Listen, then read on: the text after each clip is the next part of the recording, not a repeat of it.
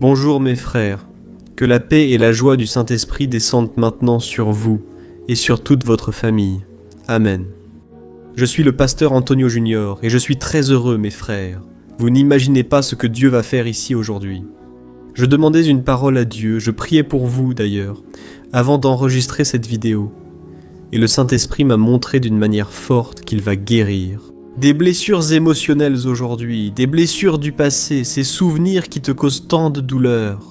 Aujourd'hui, le Saint-Esprit va agir d'une manière surnaturelle dans ta vie. Amen frère, Dieu est magnifique, Dieu est merveilleux, et je lui suis tellement reconnaissant pour ce moment où nous pouvons nous réunir au nom de Jésus. Laisse-moi commencer ici en te posant une question.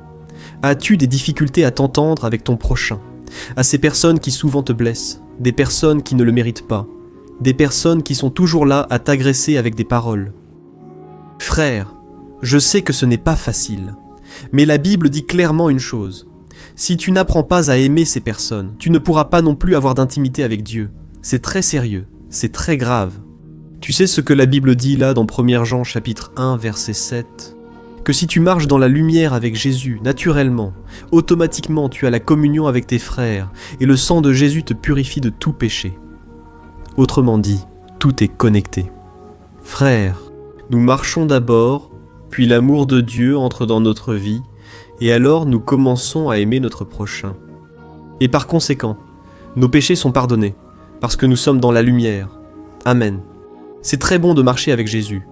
Grâce à cela, tu arrives à te libérer, rien ne t'enchaîne plus. Frère, en regardant Jésus, on s'en rend compte clairement. Jésus, il ne dépendait pas de l'opinion des gens, il était libre à l'intérieur, tu comprends? Il était heureux par lui-même. Même quand ils étaient avec lui, il avait sa communion avec le Père. Nous devons être comme ça aussi, frères. D'ailleurs, ce même apôtre, l'apôtre Jean, là au chapitre 4, dans la première lettre de Jean, chapitre 4, verset 20, il dit ceci. « Si quelqu'un dit qu'il aime Dieu, mais qu'il déteste son frère, cette personne est une menteuse. Parce que comment est-ce possible? Tu dis que tu aimes un Dieu que tu ne vois pas, si tu n'arrives même pas à aimer ton prochain que tu vois. » Alors, il conclut en disant ceci. « Celui qui aime Dieu doit aussi aimer son frère. » C'est le commandement du Seigneur. Frères, je ressens ici dans mon cœur que beaucoup d'entre vous ont des blessures du passé, des blessures de rancœur. Combien de personnes? Frères, j'ai déjà côtoyé, j'ai déjà eu l'occasion de prier pour ces personnes. Et j'ai remarqué que la rancœur contre le père, contre la mère, causait une énorme révolte dans le cœur de cette personne. D'ailleurs, beaucoup ont voulu mettre fin à leur vie, c'est vrai. Beaucoup perdent le goût de la vie. Parce que cette blessure émotionnelle, cela détruit la personne de l'intérieur vers l'extérieur. Et tant que la personne ne pardonne pas, elle ne ferme pas la porte à l'ennemi. L'ennemi continue de trouver de la place. C'est pour cela que le diable tourmente autant certaines personnes. Parce que la porte lui est ouverte, tu comprends? En ne pardonnant pas, la personne a laissé une faille dans le monde spirituel. Et je vais te montrer ici aujourd'hui, même si tu n'as rien contre personne, tu vas apprendre ici. Hoje que Deus ele nous chama para Regarder les gens avec le regard du Christ, c'est très important que tu apprennes cette leçon ici aujourd'hui. Parce que si tu n'apprends pas à regarder les gens avec le regard du Christ, avec le regard de la foi, tu ne pourras pas voir en eux ce que Dieu veut faire dans leur vie. Laisse-moi t'expliquer ici pour que tu comprennes. Imagine une mère qui a un fils très rebelle, un fils qui insulte, un fils qui se plaint de tout, un fils qui cause beaucoup de problèmes, beaucoup de soucis. Cette mère, alors, naturellement, finit aussi par offenser son fils avec des paroles. Et elle dit « Tu ne vaux rien, tu n'arriveras à rien dans la vie, tu es irresponsable, tu es paresseux. » Et la mère commence à lancer plein de paroles négatives sur lui. Tu sais ce qui va se passer? Cette personne ne changera jamais, sauf si, par quelqu'un, elle se convertit au Seigneur Jésus. Elle persistera dans cette erreur. Pourquoi ne trouve-t-elle aucune motivation pour changer de vie? Alors, aujourd'hui, je veux t'apprendre l'importance de regarder les gens, là, de la même manière que Jésus nous regardait. De la même manière que Jésus me regarde, qu'il te regarde, frère, cela fait toute la différence. Aujourd'hui, tu vas apprendre avec l'homme de Dieu qui a été si important, frère. J'ose dire que sans la vie de cet homme, l'apôtre Paul, que nous connaissons, il ne serait pas devenu celui qu'il a été. Un jour, frère, vous allez être impressionnés, cet enseignement est précieux. Mais avant de commencer, je viens de me rappeler d'un détail. Je me rappelle qu'un jeune homme m'a offensé et maudit un jour. Il ne m'a pas rendu fou à l'époque. Il ne m'a pas touché. Il n'a toléré personne. Il parlait, un violent est entré là. Et c'est arrivé. Ma vie et ce que j'ai vu, c'était comme être un exclu. Nessa área, através de pessoas. Elles sont connectées avec vous. Et alors il a distillé tant de mots de haine. Il a essayé de me nuire de toutes les manières. Vous savez ce qui s'est passé. J'étais tellement blessé, tellement contrarié, que je disais à ma femme ceci. Chérie, je veux que Dieu fasse justice. Je ne veux pas de vengeance. Je veux la justice. Je veux que Dieu me défende. Que Dieu fasse justice. Concernant sa vie. Et là ma femme me disait elle-même. Chérie, je remarque que tu dis ces mots avec haine. On dirait que tu es en colère contre lui. Faites attention, mes frères. Je disais, non, il n'y a rien de tout cela. Je veux juste que Dieu fasse justice. Écoutez bien, mes frères. Je me souviens très bien de cette nuit-là et de l'endroit où je suis allé prendre une douche. Le Saint-Esprit a soufflé à mon oreille ceci. Tu es en colère contre lui. Tu as de la haine contre lui. Accorde le pardon. Pardonne comme je t'ai pardonné, mes frères. À ce moment-là, j'ai simplement dit « Seigneur, aie pitié de moi. Je suis pourri à l'intérieur. Je suis un pécheur. Comment ça se fait ? J'ai pu avoir tellement de haine. Et j'ai commencé à demander à Dieu de remplir mon cœur d'amour, parce que je n'arrivais pas à l'aimer. Vous comprenez ? Il voulait me faire du mal, hein ? C'était volontaire. Ce n'était pas sans intention, vous voyez ? Il voulait vraiment me faire du mal. Mais grâce à Dieu, j'ai pardonné. Parce que le Saint-Esprit m'a montré que je gardais de la rancœur, de la colère, un sentiment de vengeance. En fait. Et Dieu n'est pas ainsi, frère. Il attend que vous appreniez ces leçons. Je vais donc vous apporter un enseignement puissant. Avant de commencer, je veux juste demander rapidement de cliquer sur le bouton « S'abonner ». Il est juste en dessous. À côté, il y aura une petite cloche. Cliquez sur cette cloche et sélectionnez l'option « Toutes ». D'accord, alors allons-y, commençons. Frères, dans le message d'aujourd'hui, je veux que vous fassiez un voyage dans le temps avec moi. Revenons à l'époque des apôtres. Vous vous souvenez quand Jésus est mort, il est ressuscité. Et la Bible dit qu'il a envoyé le Saint-Esprit sur tous ceux qui ont cru en Christ comme leur sauveur. Et il est intéressant de noter que lorsque les apôtres ont reçu le Saint-Esprit, ils ont cessé d'être peureux, lâches, timides. Et ils ont commencé à prêcher partout. Mes frères, il est clair que le diable, lui, n'était pas du tout satisfait. Alors, l'ennemi a commencé à utiliser des personnes religieuses, qui pensaient plaire à Dieu, mais en réalité, elles étaient aveugles spirituellement. Et le diable a commencé à utiliser ces hommes pour intimider le peuple de Dieu, à travers la persécution. La Bible raconte que les religieux persécutaient tous ceux qui se disaient chrétiens. En fait, ils pensaient que tout chrétien était un rebelle, des personnes qui voulaient déformer la vérité de Dieu. Et alors, leur plus grand chef s'appelait Saul de Tarse, et cet homme était très cruel. Partout où il allait, il traînait les gens hors de chez eux, il tuait, il fouettait, il maltraitait ce peuple. Autrement dit, le diable frappait fort, mes frères, parce que c'est là que l'œuvre du Seigneur a commencé. C'était un nouveau temps, c'était un grand déversement du Saint-Esprit. Beaucoup de miracles se produisaient, montrant que le même Jésus qui a accompli des signes et des merveilles ici sur terre était vivant dans la personne du Saint-Esprit. Et la Bible dit alors que les chrétiens ont commencé à avoir peur. C'est naturel, n'est-ce pas ? Tous les hommes et les femmes de Dieu avaient très peur des persécutions. Et c'est ici qu'apparaît un homme appelé Ananias. Retenez bien ce nom. Ananias n'était pas l'un des apôtres célèbres, comme Pierre, Jacques ou Jean, rien de tout cela. Il était simplement un disciple, un homme qui servait Dieu. Et vous allez voir à partir de maintenant qu'il a reçu un grand appel et qu'il est devenu un homme très important. Même si aujourd'hui, malheureusement, beaucoup de gens ne le connaissent pas, n'est-ce pas ? Aujourd'hui, vous allez le connaître. Alors soyez attentifs à ce qui s'est passé. La Bible raconte que Dieu est apparu à Ananias dans une vision.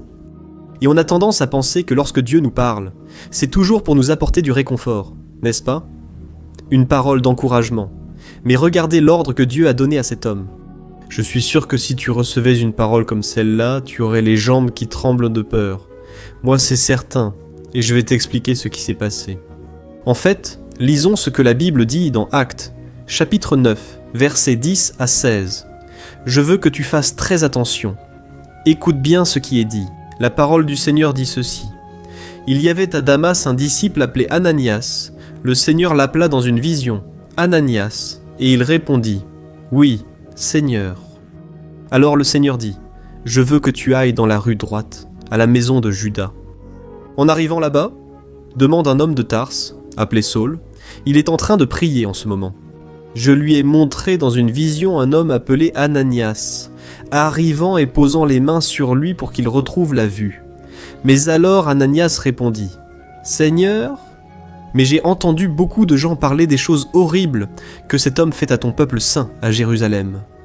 Et il a l'autorisation des principaux prêtres pour arrêter tous ceux qui invoquent ton nom. » Cependant le Seigneur a dit, « Ananias, Ananias, je veux que tu y ailles, car Saul est l'instrument que j'ai choisi pour porter mon message aux païens, aux rois, ainsi qu'au peuple d'Israël.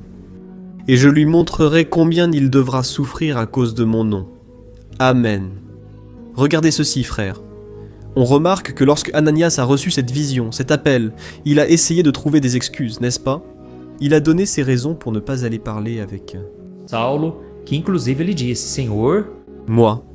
Je ne sais pas si tu es au courant, mais cet homme est cruel, il est dangereux, il a les mains couvertes de sang. Cet homme tue quiconque se trouve sur son chemin, en train de m'envoyer à sa rencontre. Frère, Ananias avait peur. Et je sais aussi que beaucoup d'entre vous qui m'écoutez en ce moment traversent la même situation aujourd'hui. La peur sous différentes formes, la peur de toutes sortes. Frère, la peur a envahi le cœur des gens, surtout à cause de la persécution contre les chrétiens.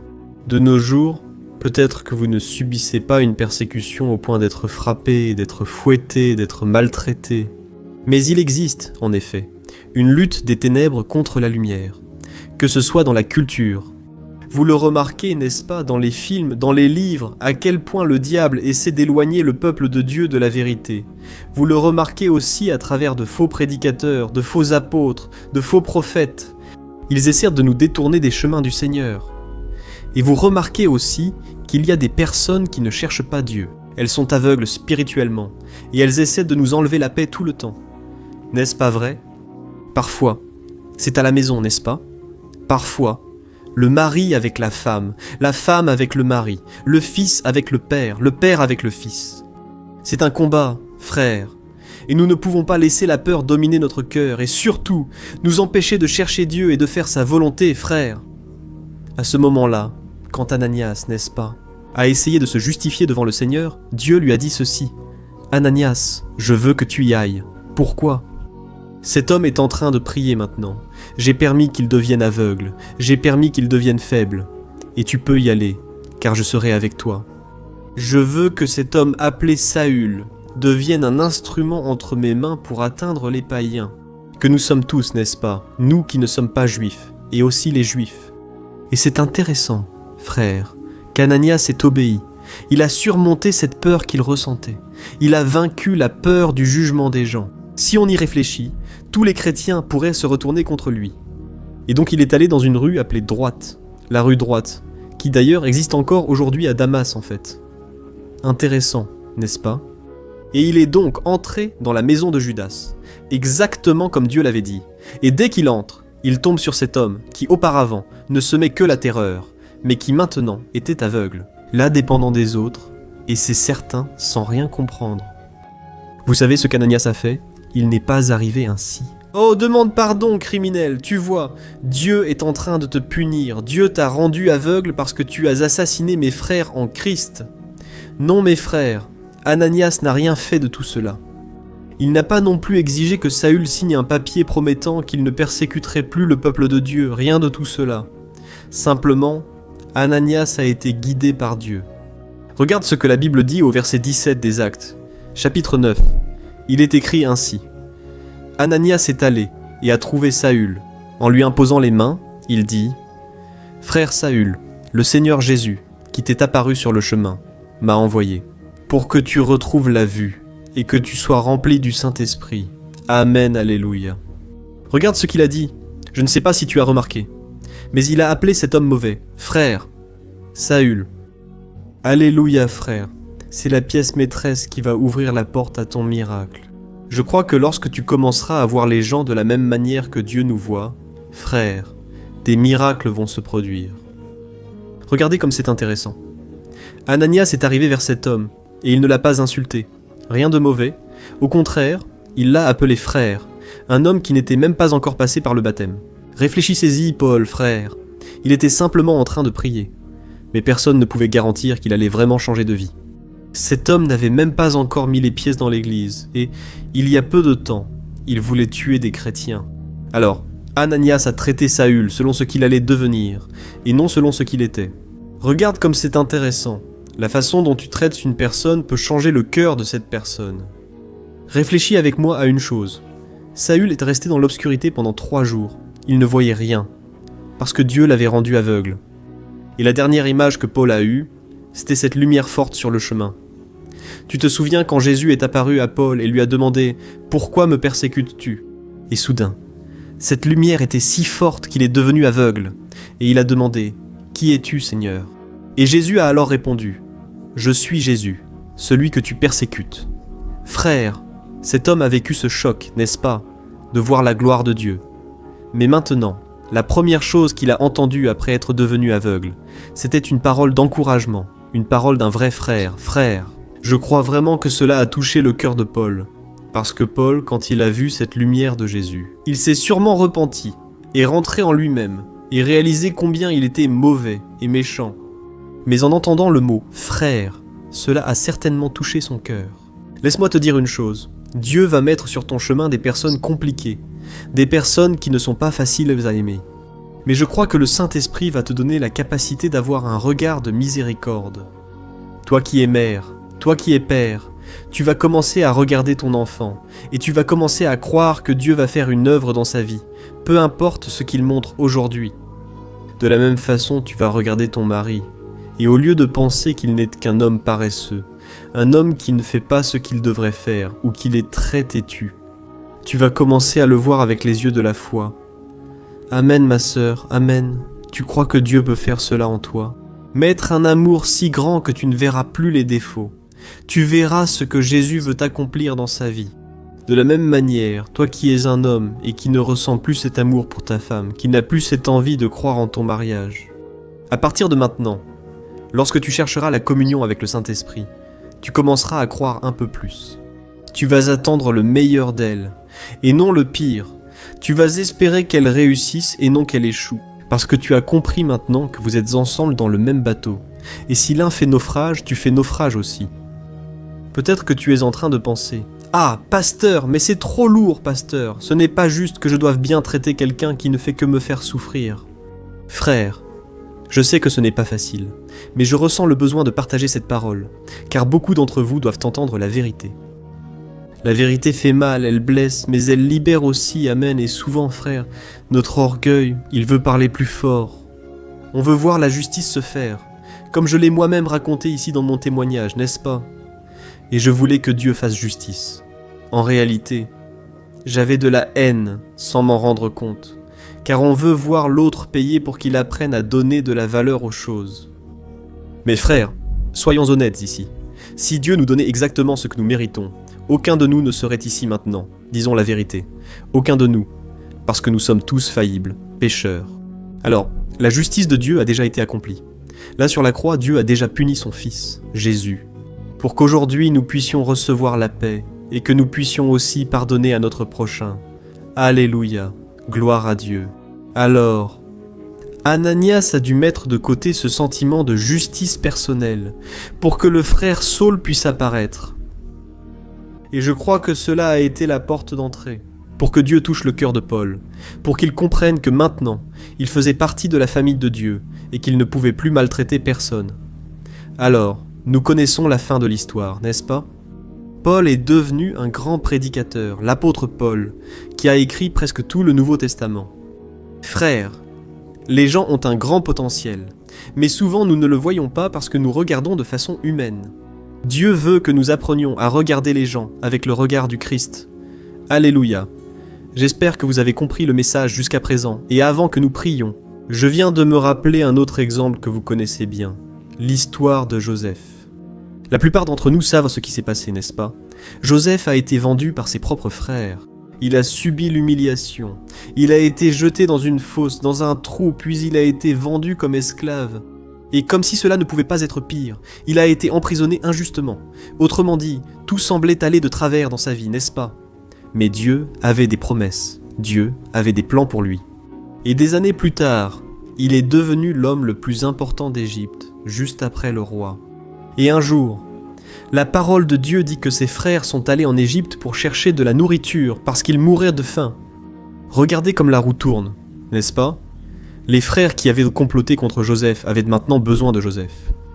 Mais ils ne savaient pas que ce grand homme, le gouverneur de l'Égypte, était leur frère. Et Joseph avait maintenant tout le pouvoir de décider s'ils allaient vivre ou mourir. Et il aurait pu faire arrêter, maltraiter ou se venger de tous ses frères. Et personne n'aurait trouvé cela mauvais, car après tout, il était maintenant une autorité. Mais mes frères, prêtez attention à ce qui s'est passé quand il a décidé de révéler qui il était. La Bible dit qu'il a demandé à tous les serviteurs de sortir de la pièce, et il a pleuré d'une manière que tout le monde a entendu.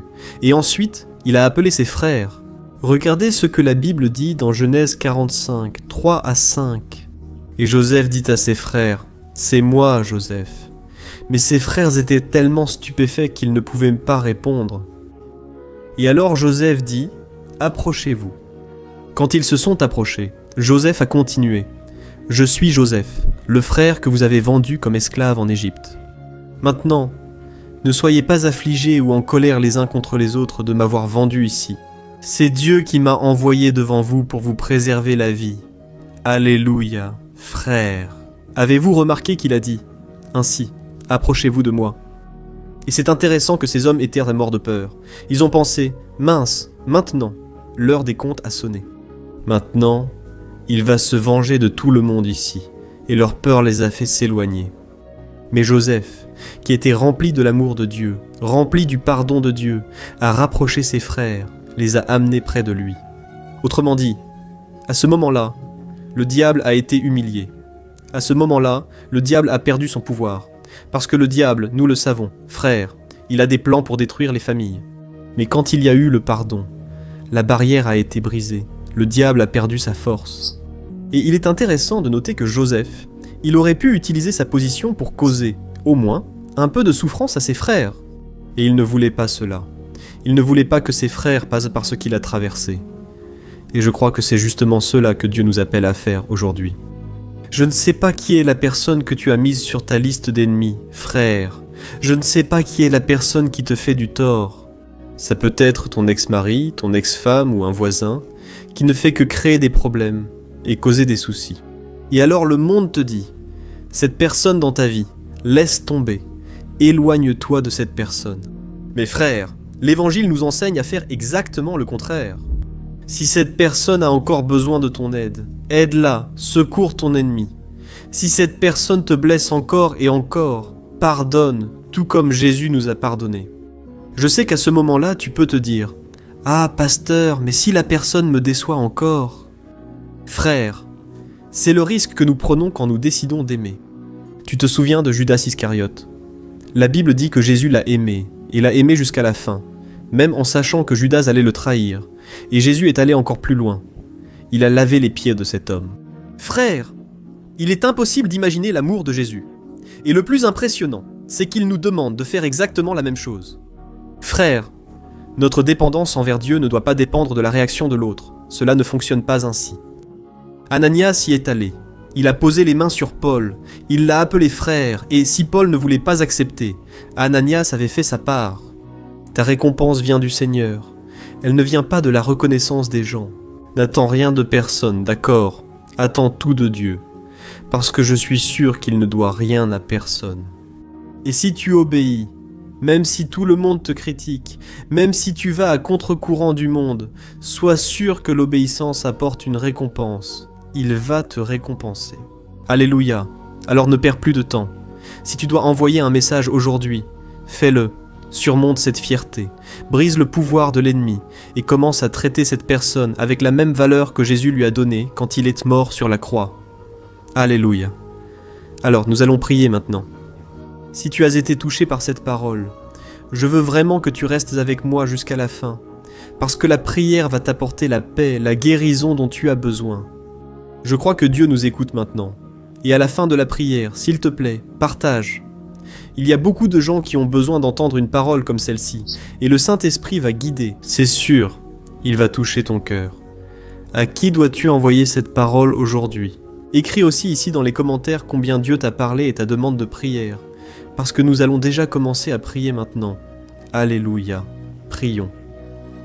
Seigneur mon Dieu et mon Père, je veux te remercier pour ce moment passé en ta présence. Merci mon Dieu, parce que ta parole nous a apporté la vie. Ta parole nous a confrontés, mais elle nous a aussi guéris.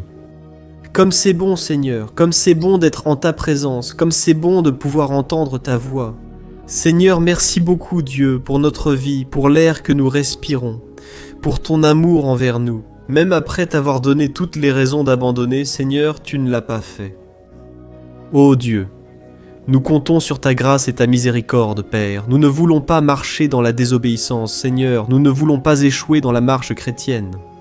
C'est pourquoi, mon Père, en ce moment, je place devant toi la vie de chaque personne qui m'écoute. Maintenant, Seigneur, tu connais, mon Dieu, chaque cœur.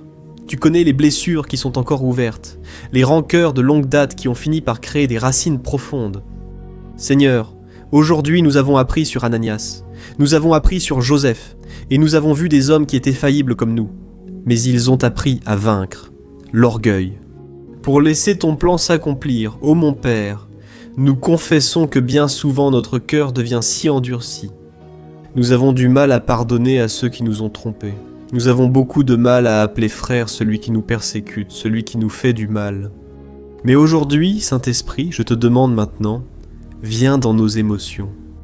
Brise, Seigneur, toute la dureté de cœur, toute barrière que cette personne a créée pour se protéger, pour ne pas souffrir.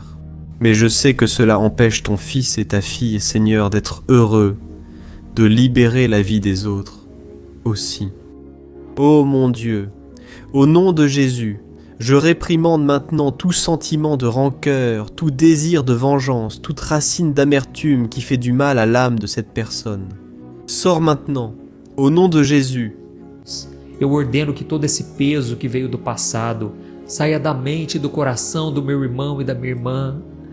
Mon Dieu, je sais qu'il y a des personnes ici qui vivent avec des gens très compliqués, des personnes qui donnent beaucoup de travail. Des maris qui sont compliqués, des épouses qui se disputent pour tout, des enfants qui n'obéissent pas, des patrons qui ne sont pas justes, des voisins qui médisent. C'est tellement difficile, mon Père, de vivre avec ces personnes. On a envie de riposter, on a envie de fuir. Mon Père, donne-nous, Seigneur, cette capacité qu'Ananias a eue, que nous puissions avoir le courage d'aller vers ces personnes. Et, au lieu de nous plaindre, au lieu de murmurer, au lieu de prophétiser des choses mauvaises, que nous puissions bénir, que nous puissions prononcer des paroles de bénédiction. Parce qu'il est écrit, Seigneur, que les paroles ont le pouvoir de vie et de mort, Seigneur. Nous ne voulons pas tomber dans la tentation. Nous ne voulons pas répandre la haine. Au contraire, nous voulons pardonner et aimer, tout comme le Seigneur nous a pardonné et nous a aimés. Dieu, je place aussi devant toi, Père, des personnes malades, beaucoup souffrent. Parce qu'elles ont gardé tant de chagrin, tant de rancœur, que cela a apporté de la tristesse, cela a apporté de l'angoisse, et aujourd'hui la personne est malade. Mais au nom de Jésus, Seigneur, j'ordonne maintenant que cette maladie quitte ce corps, que ce mal de tête, ces problèmes d'estomac, ce manque de sommeil à cause des soucis, disparaissent. Maintenant, au nom de Jésus, ô Saint-Esprit merveilleux, nous croyons que le Seigneur agit au milieu de nous. Je veux que cette personne ressente, mon Père, ton toucher, là où elle se trouve maintenant. Seigneur, qu'elle puisse ressentir ta bienveillance, ta protection, ta paix, qui dépasse toute compréhension. Alléluia, et Seigneur, au nom de Jésus, je demande maintenant que tu apportes le salut. Il y a beaucoup de personnes qui ne sont pas encore sauvées. Beaucoup n'iraient pas au ciel si elles mouraient maintenant. Parce que je crois que c'est le moment le plus important. Oh mon cher, ma chère, toi qui m'écoutes maintenant et qui sens ton cœur battre plus fort. Tu veux remettre ta vie à Jésus maintenant. Tu veux avoir la certitude que tu es sauvé. Alors, il te suffit de lui parler dans ton fort intérieur. Il te suffit de lui parler avec toute la sincérité. Et je vais donc dire quelques mots, Et là, tu répètes là où tu es, d'accord? Bon, dis comme ceci. Seigneur Jésus, Seigneur, je viens à toi tel que je suis. Je reconnais que mon péché m'a éloigné de toi. Je suis pécheur et je ne peux plus vivre ainsi. Seigneur Jésus, pour toi, Jésus, à Jésus, Jésus, Jésus, je crois que tu es mort pour mes péchés et que tu es ressuscité pour moi. Seigneur Jésus, Jésus. Ó Jesus, eu creio que o Senhor está vivo, intercedendo por mim agora. E eu te peço, Entre dans mon cœur, entre dans ma vie, transforme mon cœur. Jésus, j'ai tellement besoin de toi. Ne me laisse pas vivre éloigné de toi. Ô Jésus, je crois maintenant que tu es mon Seigneur et mon Sauveur. Au nom de Jésus, je prie. Amen. Gloire à Dieu. Oh mon cher, si tu as fait cette prière, sache qu'il y a une grande joie au ciel à cause de toi. Tu es maintenant devenu un enfant de Dieu, tu es maintenant un frère en Christ, tu es mon frère, ma sœur, maintenant tu fais partie de la famille de Dieu. Ne laisse plus personne t'accuser, d'accord? Parce que maintenant tu es en Christ. La Bible dit qu'il n'y a plus de condamnation sur ta vie. Mais maintenant tu dois chercher le Seigneur Jésus. Marche avec lui tous les jours de ta vie, et tu ne sentiras plus jamais un vide dans ton âme, cette douleur de la solitude. Jésus, il sera ton Seigneur, ton ami, ton libérateur. Je crois vraiment que Dieu t'a touché aujourd'hui, et ce n'est pas par hasard que tu es arrivé ici. Il veut aussi t'utiliser pour atteindre d'autres personnes. Alors, partage cette prière avec le plus de personnes possible que tu connais, et je t'attends dans la prochaine vidéo. Que Dieu te bénisse puissamment. Je t'embrasse fort. Salut, je peux te poser une question? As-tu déjà remarqué que souvent les choses ne marchent pas dans ta vie? Et alors tu te sens perdu, frustré, et tu penses que tu ne seras jamais vraiment heureux. Il y a tellement de problèmes que tu affrontes. Des problèmes de couple, des problèmes familiaux, le manque d'argent et tant d'autres choses qui arrivent et qui te découragent beaucoup. Et cela affaiblit ta foi. Tu sais pourquoi tout cela est en train d'arriver? Je suis sûr qu'il y a une chose avec laquelle tu as du mal. Et c'est exactement cela qui t'empêche de vivre une vie de paix, une vie d'harmonie et de prospérité. C'est que tu ne mets pas en pratique les principes de la parole de Dieu. Mais je sais que tu essaies. Mais on dirait que quelque chose t'empêche de prier. Il y a quelque chose qui t'empêche de comprendre la parole. Et alors tu te sens perdu et frustré. C'est pourquoi je veux te dire quelque chose. Des milliers de personnes font déjà partie d'un mouvement que j'ai créé, appelé le voyage de la foi. Et elles parviennent à grandir spirituellement. Elles améliorent leurs relations. Et leur vie est devenue beaucoup plus heureuse et bénie. J'ai déjà traversé tout ce que tu vis aujourd'hui et je connais l'ampleur de ta douleur. Moi aussi, je me sentais complètement perdu. Je savais que je devais prier davantage, que je devais lire la Bible, mais je n'y arrivais pas. Et alors je me sentais totalement frustré. Jusqu'à ce qu'après tant de luttes, j'ai découvert une façon de grandir dans ma marche avec Dieu. Et après avoir réussi à faire cela, ma vie a changé, du tout au tout. La transformation a été si grande qu'aujourd'hui, j'arrive à aider des milliers et des milliers de personnes chaque jour. C'est pourquoi je veux que vous preniez un engagement, d'abord avec vous-même et aussi avec Dieu, que vous allez suivre tout ce que je vais vous dire dans cette vidéo, d'accord? La première chose que vous devez faire, c'est prier et lire la Bible de la bonne manière, pour qu'elle entre dans votre cœur et apporte le changement que vous désirez tant, ainsi que dans votre comportement. Je sais que souvent vous ne savez pas comment agir, parce que votre cœur est très triste, affligé, angoissé et perdu. Je sais aussi que souvent vous êtes frustré parce que vous n'avez pas la force d'aller de l'avant. J'ai aussi vécu comme ça pendant de nombreuses années, et je sais exactement ce que c'est. Jusqu'à ce que je commence à voir la parole de Dieu d'une manière simple et pratique.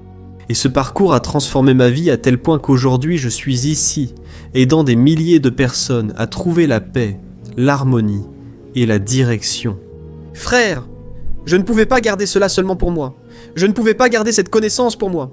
Et c'est pourquoi j'ai écrit 3 livres qui sont la base pour que vous appreniez cette façon simple et pratique de chercher Dieu et d'obtenir des résultats dans votre vie. Le premier livre est « Le moment avec Dieu ». Il va nourrir votre esprit d'une telle manière que vous allez ressentir un très grand désir de chercher Dieu. Dans ce livre, vous allez comprendre la parole d'une manière très simple et cela va renforcer votre foi en lui. Vous allez lire un message pour chaque jour de l'année.